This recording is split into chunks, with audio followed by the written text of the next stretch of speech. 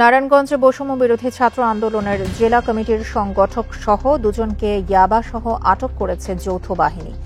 শিক্ষা মন্ত্রণালয়ের দায়িত্বে থাকা প্রধান উপদেষ্টার বিশেষ সহকারী অধ্যাপক এম আমিনুল ইসলাম পদত্যাগ করেছেন। তারপরে এই যে বন্যার টাকাগুলি একটা ফকির একটা হিজড়া মানুষও 10 টাকা হইলেও দিছে, এই টাকাগুলি মেরে রেখেছে।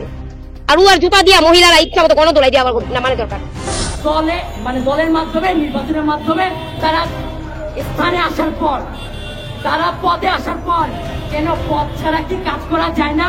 সমন্বয়কদের নিয়ে গঠিত রাজনৈতিক দল ভেঙে পড়ার পথে, আর এবার সংকট ছুঁয়েছে ডক্টর ইউনূসের উপদেষ্টা পরিষদকেও। একের পর এক পদত্যাগের ঢল নেমেছে।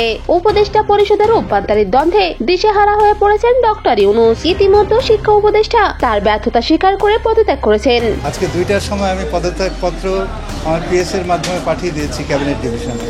কিন্তু সবচেয়ে বড় প্রশ্ন, নতুন রাজনৈতিক দল পরিচালনার বিপুল অর্থ এলো কোথা থেকে? তবে নাহিদ ইসলাম জানিয়েছেন, দেশের বাহ্যিক উৎস থেকে অর্থ আসছে, যদিও দাতাদের নাম প্রকাশে তিনি অনাগ্রহী। আমাদেরকে কারা সহযোগিতা করতেছে আর্থিকভাবে, আমরা যদি তাদের নাম প্রকাশ করি তারা যে কোনো ধরনের ক্ষতি শিকার হবে না, সেই নিশ্চয়তা সরকার থেকে দিতে হবে।